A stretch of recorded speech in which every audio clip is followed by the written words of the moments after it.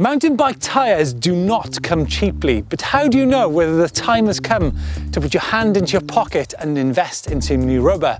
Here then are 5 signs you need to do that.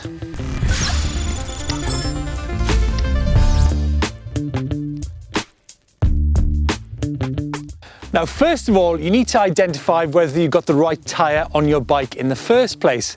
Here is my Canyon Neuron On. It's 130mm travel and it has Maxxis Icon tyres, which are 2.2, low profile and lightweight. Now, clearly this bike is made for trail riding and light fire roads. So clearly if you go into some big mountain, technical, rocky, rooty terrain, then that tyre is probably not best for those conditions. However, over here, I have my high bike S-Duro at 180mm travel, and this has a 2.8 heavy duty case and tyre on it. So that is definitely made for purpose. Now, another thing I want to talk about is the seasonality of tyres.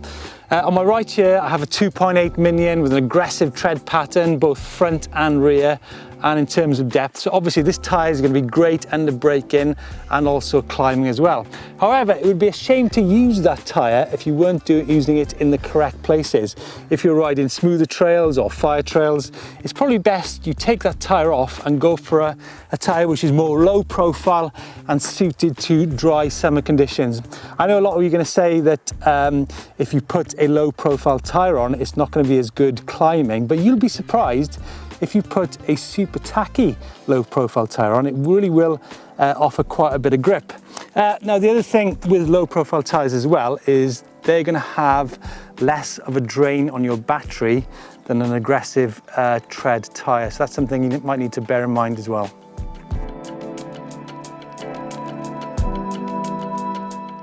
So let's assume then that you do have the correct tyres fitted to your e-mountain bike and they're built for the purpose that you're going to be using it.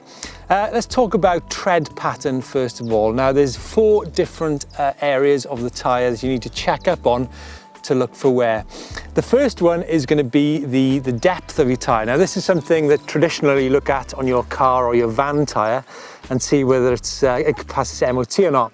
And the same applies to your e-mountain bike, because if you've got too shallow a tread profile on there, you're not going to have any grip when you're going up those climbs. One of the most important areas on the tyre is going to be the driving edge of the tyre, because let's not forget that on an e-mountain bike you're probably going to be tackling hills which you would not do on a non-e-mountain bike. So make sure there's a really sharp edge to that part of the tyre. So too the braking edge of your e-mountain bike tyre, and that's the rear part of the tyre there, because of the added weight of an e-mountain bike, it really is essential that you've got some good anchoring off the rubber on your bike. And of course the 4th edge is going to be the side knobs on that tyre, which is going to help you dig into the ground when you're cornering.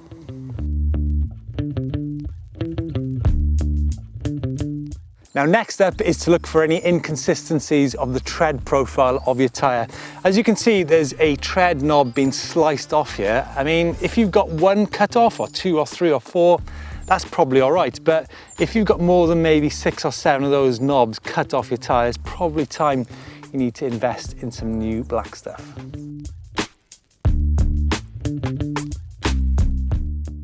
Right, so we've got a lovely Maxxis High Roller 2 here. Now, sadly, this tyre does need replacing, but maybe for some of the wrong reasons.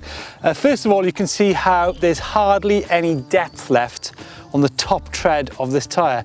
And that means this bike has been ridden primarily in straight lines on the flat. It's probably been ridden in the wrong places. It's probably been used for commuting and non-mountain bike conditions. So if you look at the side knobs, it's actually got quite an aggressive tread pattern still left in that tyre. So it's quite sad really. There's a bit of mileage left in this part, but sadly there's nothing left in that top edge.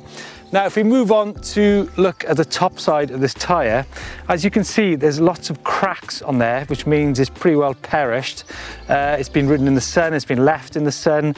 It's probably been around quite a while, this tyre has. So as you can see, those cracks there, look, so that's not really a good sign. So this tyre now needs to be replaced with a freshie.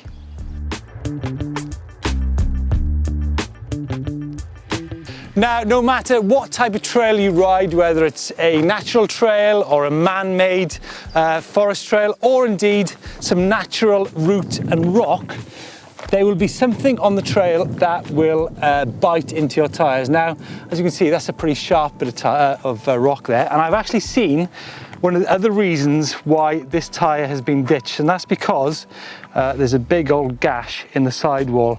So that means that not only will sealant come out of the tyre if you run tubeless, but if you've got a tube in there, it's quite likely that it'll pop out through that gap. So time to get rid of this one, I'm afraid.